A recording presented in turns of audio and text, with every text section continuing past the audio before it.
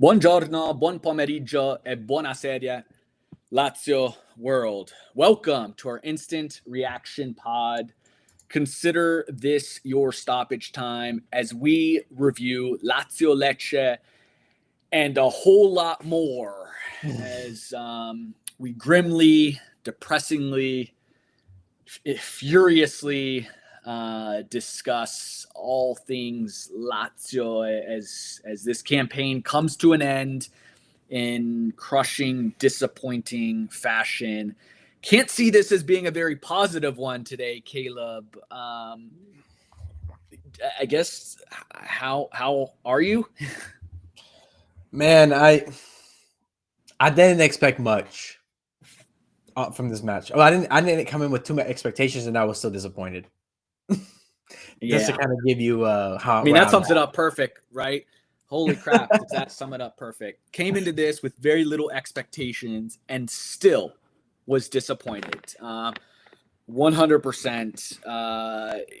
This was shocking. This did answer a number of questions for me. We've had a lot of questions that we needed answered. We're going to go into a lot of talk about Baroni, the squad. But let's jump into this match. And I don't want to spend a ton of time on this one because it was awful.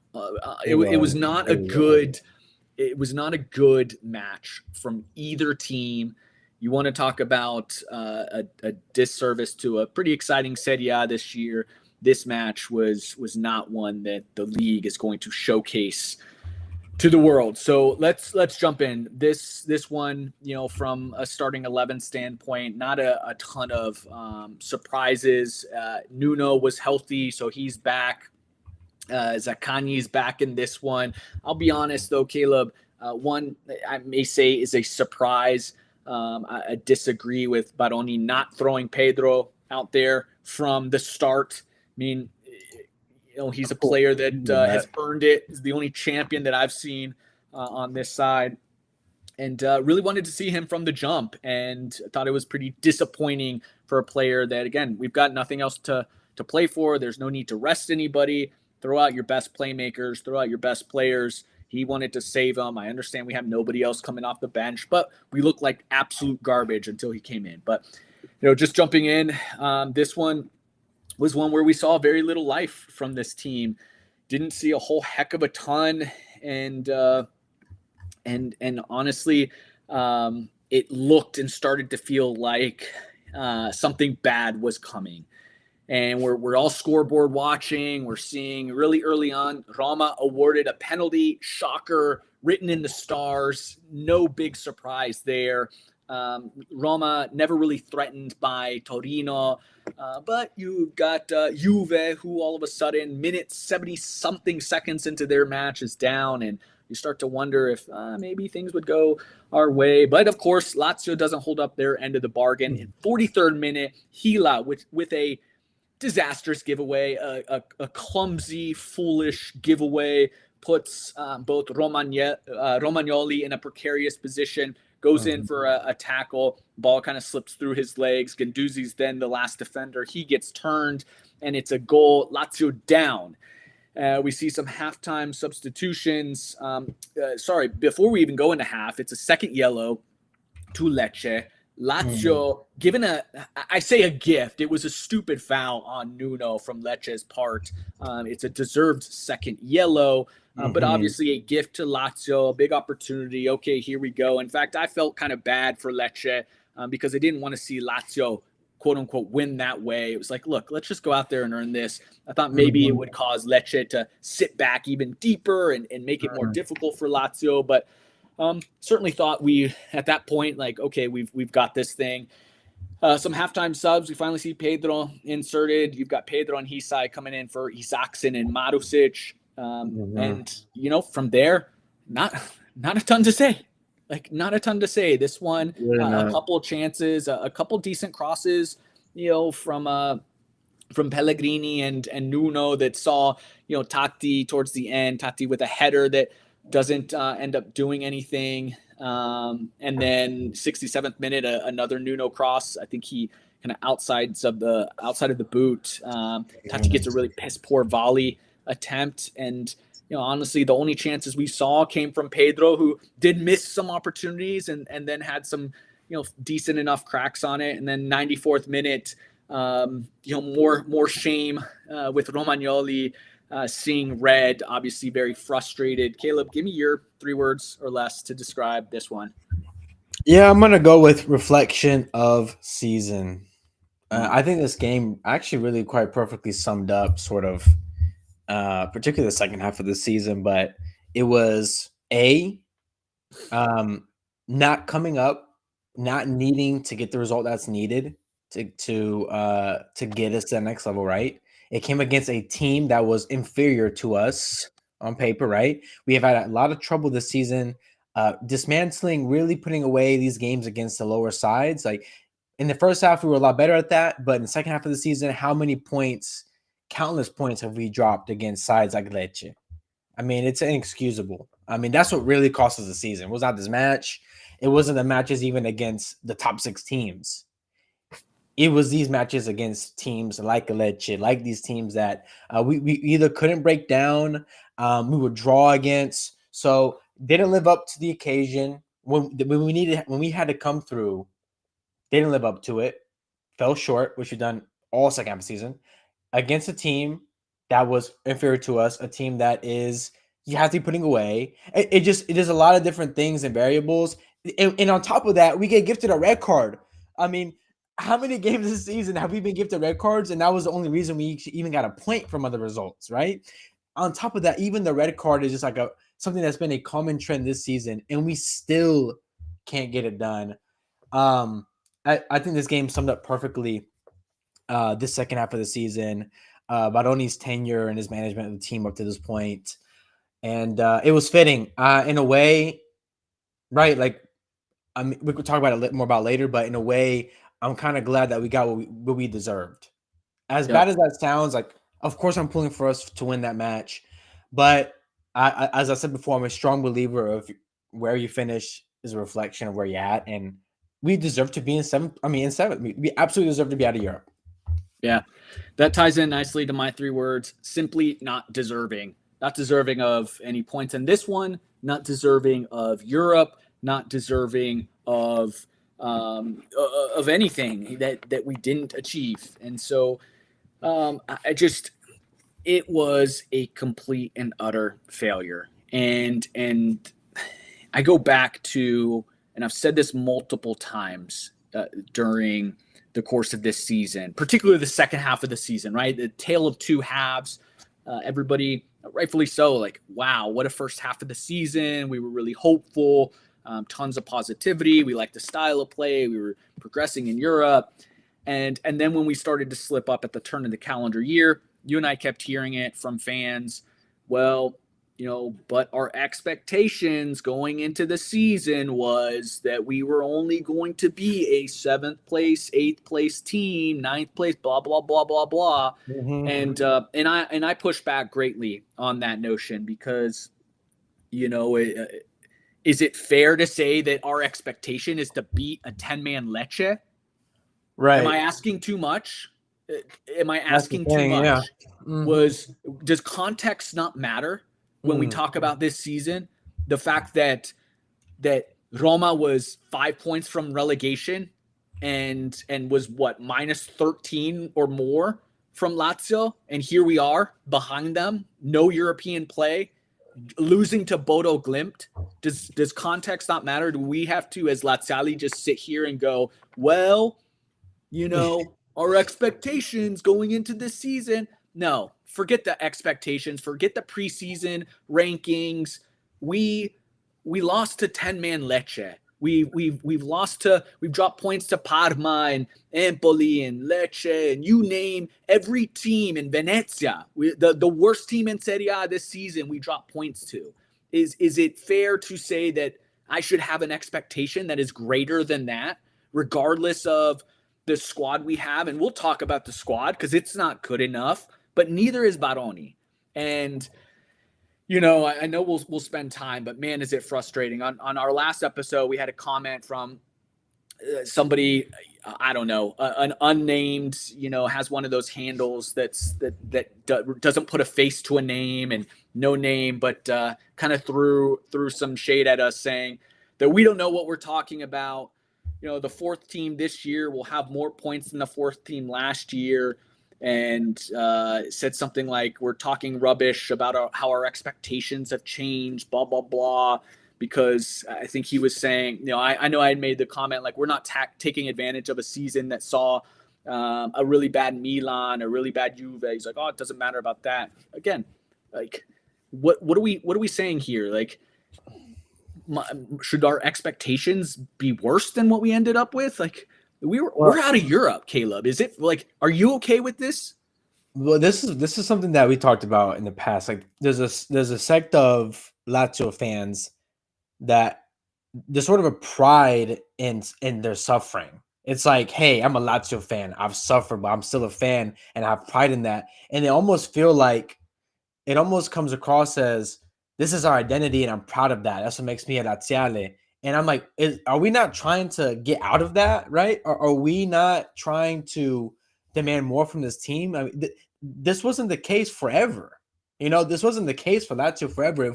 If we're a habitually disappointing club for the entire course of the club's existence, okay. But I think that's such a loser mentality. Like, it's a loser mentality. And here's the thing. Like, here's the thing I love about Laziali. This is what I love about our fan base, particularly when you compare it to Romanisti.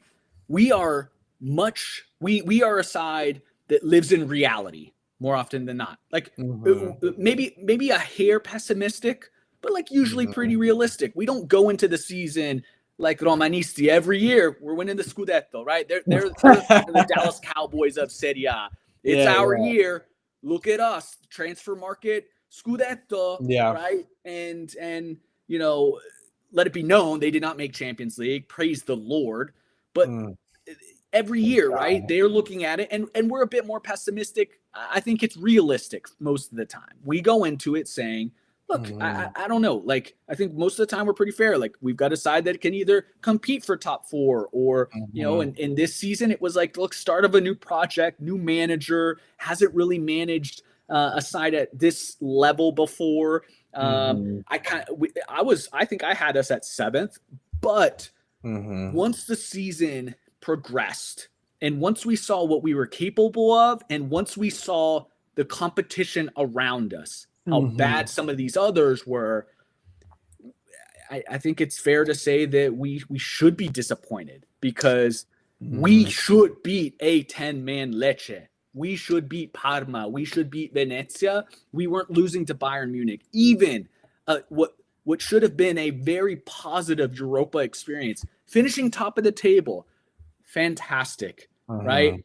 And then we make it and we advance by a hair, right? It's not like we got through that first round with dominant fashion, and then we just look like the lesser side against Bodo, and it's not Tottenham. We should have at least given a run at Tottenham, but nope. Here we are. We flame out of that. Then we've just down to one competition, and we completely flame out. And for me, it's completely unacceptable.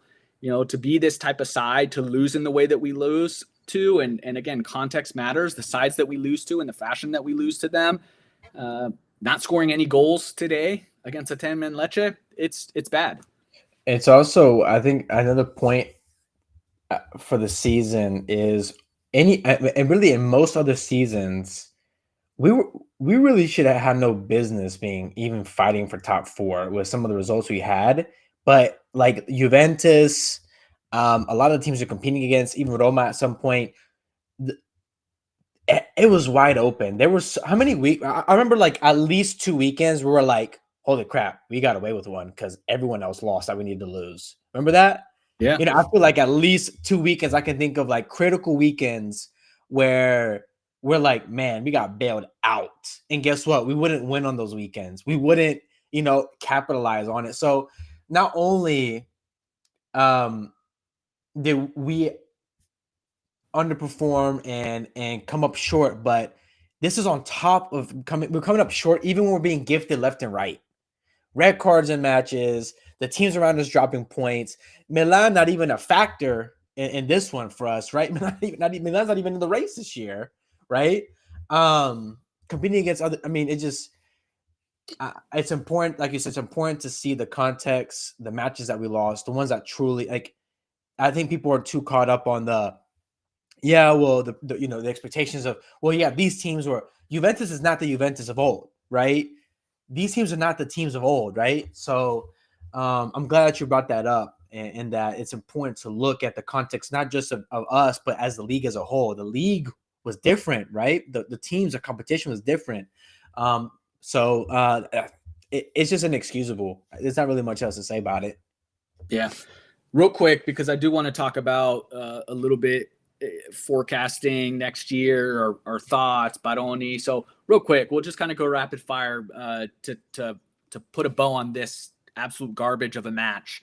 Give me your man of the match and then beat on it. Good Lord. Man of the match, I don't go. You start. I'm still like. So man of the match, I can only give it to Pedro because he was the only one, and while he missed some chances, again, he's the spark plug. He comes in. He's the only one that had any sort of urgency to him. There was some fight. Honestly, I couldn't tell you what position he was playing. He was everywhere, right? He was on the left. He was on the right. He was dropping back. He was bringing the ball up. He was crossing the ball in. He was taking shots. He was at the top of the box. He was inside of the box. So for me, another match. While he didn't walk away with the goal in this one, hard to really look at anybody else that played well or had a positive effect in this one. For me, it was Pedro. Yeah, it's tough to argue against that. There's really no one else that was like super wow. I mean, yeah, I'm just gonna stick with Pedro as well. What about you, Bidone? Bidone, honestly, I probably have to give it to Gila, but really, really close to also wanting to talk Tati in this. But Gila, inexcusable turnover. I thought he is, and it's funny as I wear a Gila kit on the back of this. I just thought his head was elsewhere. He's a player that can be absolute class. I thought towards the back half of the year, he took a bit of a dip in performance. We started seeing some inconsistencies, and then I thought he kind of bounced back a little bit. But today, I mean, that turnover was really, really poor. Obviously led to the goal. He still had two defenders behind him to recover and save his ass a little bit. But and then, Tati, I mentioned, there's – I mean, this will probably lead into a greater discussion, but he kind of epitomizes this Lazio side, in that he just doesn't give it to you when you need it, and he's very, very mediocre. And if he's the type of player that is going to be your starting nine, and he's the guy you're relying on for goals, this is the level you're going to be at. You're going to be at a side that is scratching and clawing in hopes of Conference League, and likely missing out. So, I do think positively of him, and I do think he can give you something. But if he's the starting nine, right? Like if he's a compliment and he's another one of those depth pieces, he's a guy either off the bench or you rotate or you can put him in as that guy, maybe more playing in Dia's role this year, or finding like a great utility player. He can be an impactful player at an important European side, like at a side competing in Europe. I think that is true. He can't be your starting number 9. He can't be your guy that's leading the line that you are expecting goals from. I think he epitomizes this like very below par Lazio side. I do agree in that. I mean, we see. I think that Serie A particularly is a very striker dependent league. I believe if you look at the best sides, the teams that won Scudettos, the best performing sides, it seems that striker is particularly important in this league for whatever reason. I think even like Retegui over at Atalanta, Lukaku at Napoli, Lautaro and Thuram, Lautaro at Inter, Thuram at Inter. You even have guys like Moise Kean this year, right? Fiorentina, who Keane. jumps us in European play. You've got Moise Kean, 19 goal season, absolutely huge part of why Fiorentina is back in European play. Yeah, and with that said, I look at a league like Premier League though, and I do think wingers are probably a lot more dominant in that league. But Serie A particularly requires an elite striker. The best teams have an elite striker. That's just reality. And I don't think Tati is that elite striker. And the problem with Lazio as well is we can't surround. If Tati was someone that was sort of a false nine, which is what he is, he's a false nine striker, and we had really elite goal scoring wingers like a Cavada, right? Then I could see his place in a side like this. But when we don't have the ability, we have Saxon lining up alongside Tati. I don't. You're not gonna get all the goals from him, but if you're able to add to it from your midfielders and your wingers, it can work. But that's the case. The reality is that he's just not a Champions League level type of striker to lead the line. That's the reality. For today's match, I thought the commentator actually said it perfectly. He said Tati was feeding off of scraps. That's what it felt like. Like, yes, like the chances he did get, the shots he did get were like outside the box or volleys or headers as he's jumping backwards. I don't think it's super fair to say he was. It's fair what you said, but just based on performance today, yeah, he was like whatever. But also what kind of service is this man getting all day? Like it's just. So for Rabidone, Yeah, except he has two moments, sort of second half, like later in the second half, 65th minute, 67th minute, like two great crosses from Nuno, Tati with a header, far post, and it's saved, and then again completely whiffs on a volley attempt. Yeah, he was feeding off of scraps early, but then when you need it, he's got back-to-back opportunities, ball being delivered in very similar fashion, gets a kind of a redemption attempt on the second one, and is even worse than the first attempt. That's where you need somebody, and your striker's never going to score on every single attempt, but he just kind of whiffs on so many of them that and particularly for this side, like you got to have a striker that's going to clean it up. You got to have a striker that's going to one or two of those. And look, it's not just on him. Nobody's scoring goals. I think about this side, like we just don't score enough goals. Forget our striker, our midfielders this season. But you know what I find so it feels like that, but Lazio is still third in the league in most goals scored, which is absolutely crazy. absurd. But I'd like to, and maybe we can save this for our podcast here in the next week when we kind of recap the season. But look, when I think of our midfield, which is Rovella and Guendouzi, and look, I'm very high on both of those. Absolutely adore Rovella. But between the two of them, one goal in Serie A. McTominay had 12. Right? Think about the time with Milinkovic-Savic, 10 goals every single season. You've got to be able to produce goals from your midfield. And we just don't from those two. It's an issue. Then you add the wingers on top of it, with Isaacson having 4 goals in a real quote unquote really good season. Zaccagni has been missing for months. Like I don't know. Like however we ended up finishing in the table in total goals is one thing. Like we'll break it down because I want to know and understand how many of that came in the first half. But we're just not. There's nobody on this side that scares you with goal scoring. It's why you've got Pedro up there as our joint top goal scorer, or did he end up finishing joint top goal scorer with Tati in a fraction of the games that Tati scored? Like that's pretty pathetic, man. Like in Cheeto's worst seasons, like where we were like, man, he's injured, he's terrible. It's like, man, here's a 12-goal season, a 15-goal season, and here's Tati in his prime, and it's 10 goals. It's not good enough. Not good enough from our midfield, right?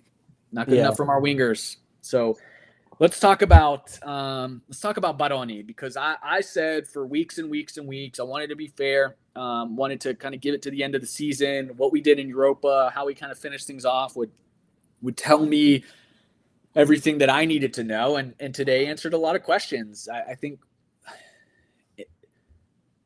I'm Baroni out, and it's hard to say it any other way than that. What we saw was historically bad. If you would have had this season, this second half from January on, at the start of the season, would he have been given a second half of the season? I don't think so. Right? We would have pulled the plug.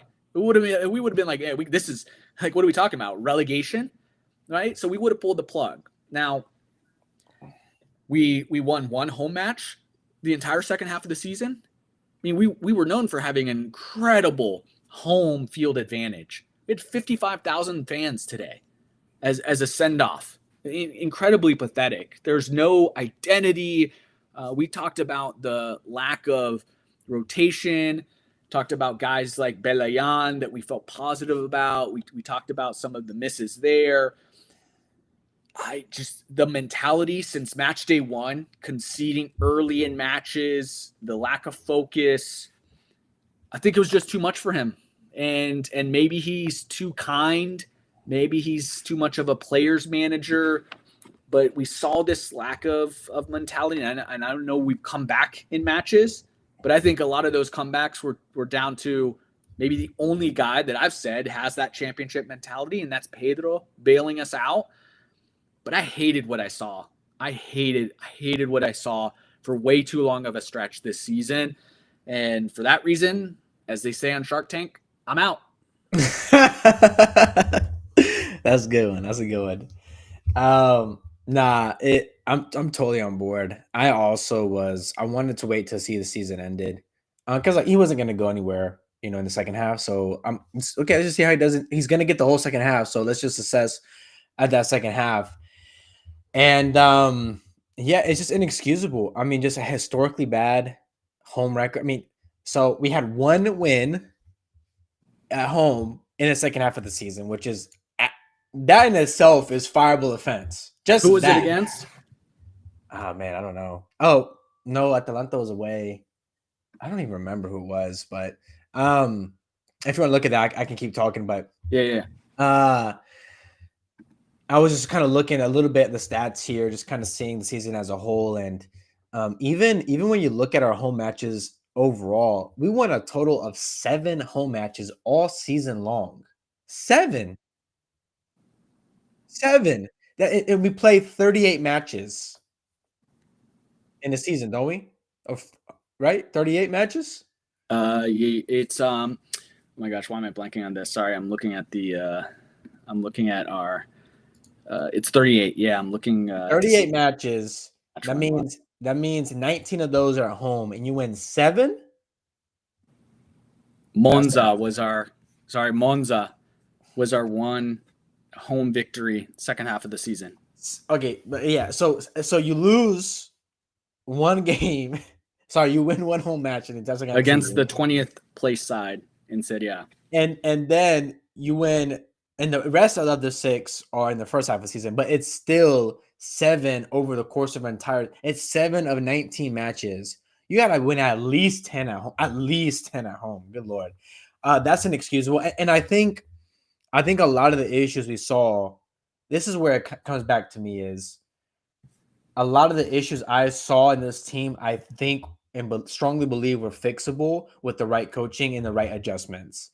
The same, we conceded the same types of goals over and over again. It was Guendouzi pushing up out wide, and this wasn't Guendouzi. Like, there's one instance where, like, yeah, he just made a bad decision, but Guendouzi, it always came on the same side. Guendouzi will go out and press out wide, and then they would just do a 1-2 pass, slipping behind to go out the wing, and we concede off a transition that way. Like, it was the same goal we conceded over and over again that second half of the season, and not once did we see any sort of adjustment. The only time we saw adjustments to that system were against Atalanta. We won that game. And Inter, where we drew.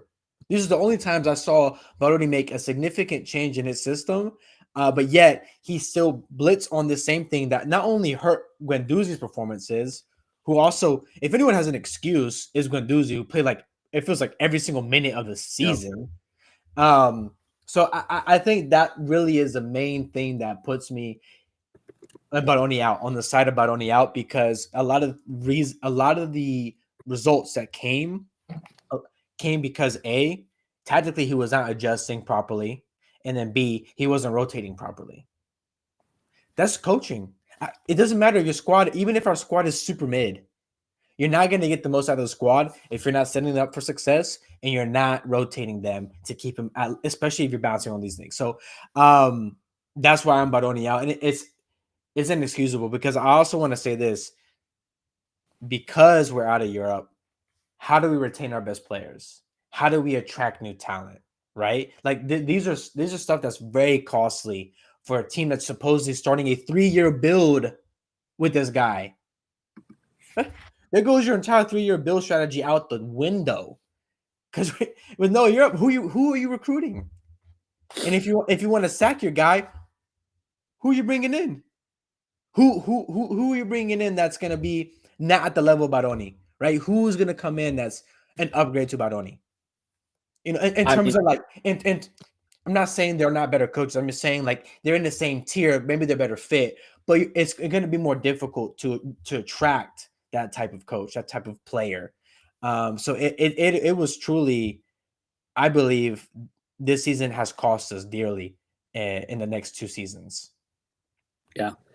I mean, it has. It's cost us in a number of ways. I mean, all the ways that you highlighted, some of the players that we brought in, to be a part of this new project were absolute duds. And some of these players, Baroni's guys, and that's what I was going to say. These guys are Baroni's guys. So when you talk about players like Noslin, Chauna, like these are guys that he wanted, and it's grim when you think about both of those guys. And I've said this for a while.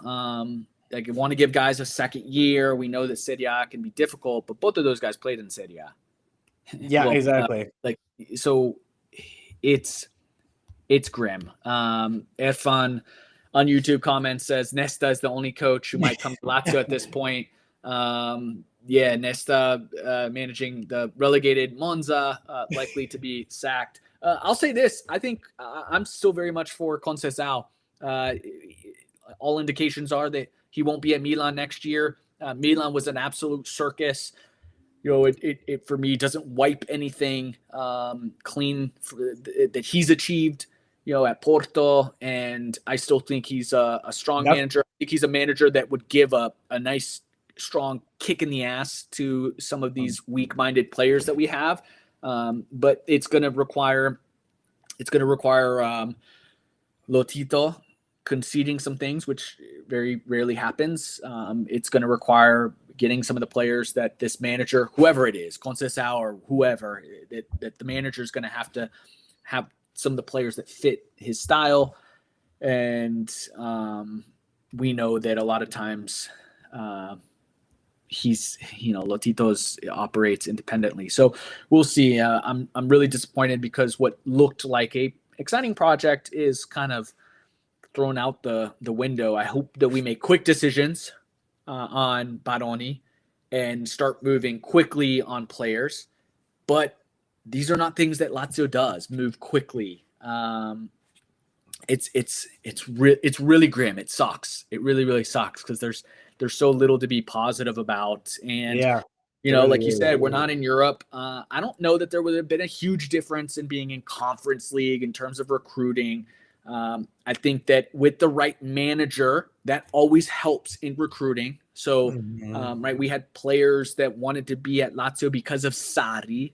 And so if you get somebody, then you have a chance. You have a chance to build a project to say that, we're focusing on one competition, a la Conte at Napoli, who, I've said this on Twitter, but Conte is available, folks. And I know a club that's not playing in Europe next year that he loves his single competition teams.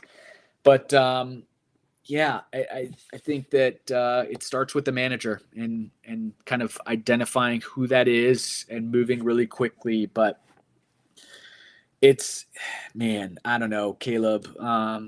Help me find some positive out of all of this. Yeah, you're looking into a black hole, brother. Yeah, yeah.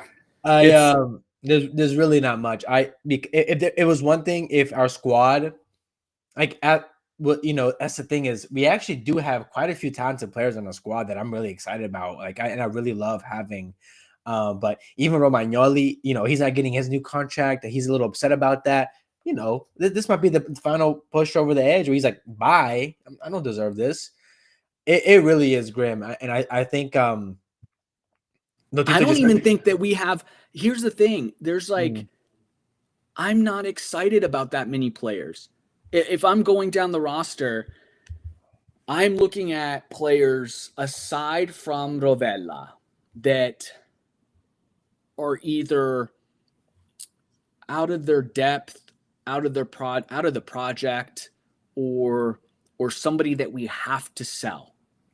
That's kind of Mhm. how I look. I don't I see mean, a that's a good ton, point. That's a good right? I point. don't. So it's if I'm looking down the line, right? Like this year's so disappointing in so many ways. And again, folks, like we're gonna have an in-depth podcast to talk about this, but like while we're in our feels, you've got this year, right? We've got two keepers, really disappointing season from Provedel. There's got to be decisions there whether or not he's good at being the number two. So like, okay, we can be excited. I'm not that. It's not like Mandas is good. He's fine. Right? Okay, cool. Like that's good. And then we look at our center backs, Romagnoli. We don't know if he's going to be here next year because of some of the disputes and what he was promised. And but he's not young. It's not like, wow, look, we're super excited about this young center back. Gila, we've got a cash. He's one of the players that I would peg as like a player that we have to dangle out to Premier League teams or La Liga because we don't. In order for us to buy, we're going to have to sell. You go up and down the line again. It's our midfield is Gendouzi Rovella, like really really high on that, but there's rumors that Gendouzi has an eye out and Rovella's not going anywhere. He's the one player that's young. I'm really excited about. Has talked about how much he loves Lazio. Okay, cool. Then you go in the attack. We excited about Isaacson?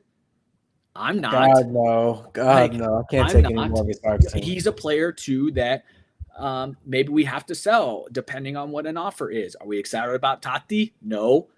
Another player that if somebody comes around and says 20 mil, like I would have loved him to score a couple goals today just to up his value. Yeah, But you know, Zakani, like he's 20, what 27, 28. Like he's not 29, 29. 29, even worse, right? He's not a player that I'm like super thrilled about. He's a player that's like, okay, good. He's a good Lazio player. He's our captain. Kind of tailed off this year. Like that's a bummer. I'm not excited going into the year, given how lengthy the spell that he played really poorly was. So I don't know, like any of the signings excite you? We didn't get to see Ibrahimovic. We didn't Well, like like, we barely saw yeah, Belayan, like Profsgaard, like we saw him in glimpses, and it was like, oh, cool, like he maybe is a player. Like, no, what is you're there right. exciting? I said the wrong thing. I think, but the thing is, I think we have a decent foundation to build on. We had a decent foundation, like Rovella, that pivot, Gila and Romagnoli. Even if Gila goes, I think we can use that money right to get a solid center back. Um, I really love what I saw from Pellegrini at the second half of the season. I think he has Which earned that starting spot at left back for us. talk about a massive miss from Baroni then, Yeah, yeah. because he was out of the squad for how long? Desperate when we needed a left back, No, no, no, no. Oh, no, and no. I actually have to give credit to Baroni because Baroni disciplined him, and it wasn't until Pellegrini got his stuff together, it was following that we saw the best of him. I actually think the way he managed that ended up boosting Pellegrini's ability, but he punished him for something, and Pellegrini came back a completely different player. So maybe. I don't know. I I don't saw think that we were in desperate need of a left back, and we had no left back on the squad, and he left them out, and here we were with I don't know, but like maybe that's what got him to play well. I just know we were without a player in a position that we desperately needed. and who knows? We don't know the situation or what happened, but it's just, again, very little to look at. Players like Chauna were absolutely horrendous. No signs from me. No signs of life there of a player that can be something. Good Like, Lord, who terrible, knows? Maybe he changes our mind, but there was nothing terrible. to look at there. Noslin had a couple moments this season, but be honest, like, aside Not from good a good enough. Napoli game, like, there was nothing there. Not He good was enough. another player that didn't know or have an understanding of how to play in any of the positions that he was given an opportunity in. And these guys got chance after chance after chance. So even Dia looked really good early in the season, and then went off to international duty, and who the heck knows what happened, and hasn't been the same player since. And one of the things that you and I talked about, with many Laziali saying the same thing, was like, let's see what it looks like with him as the number 9, and maybe Tati behind him. We never saw it. So I don't know. Lots of questions. But one thing was answered, that I think you and I are both ready to move on from the Baroni show and see what else is out there, and go from there. So yeah. Give me your final grade, Caleb. Letter grade A through F on this Lazio season. Good God. It's weird because I did have us finishing 7th last season. So we finished right where I expected. So in theory, that should be C. But considering that the circumstances and the new context, I mean, you got to give the season an F, right? Yeah, I mean, it's an F for me. It's an F, no? Yeah. Again, we talked about how it was historically bad in that second half, and that's the lasting taste in our mouths, is just unmitigated failure. A loss to 10-man Lecce. No European play. We've been a side that's like been kind of disappointed to play in Europa, and we don't get anything next year. And I've said, like, it's probably best to not even be in Conference League. Fine with it. Would rather just focus on one competition. But it's still embarrassing. Yep. And so here we are. No European football, no Champions League. Whether it's a kick to the nuts or the celebrations that we always seek but never seem to get, it is sempre Forza Lazio.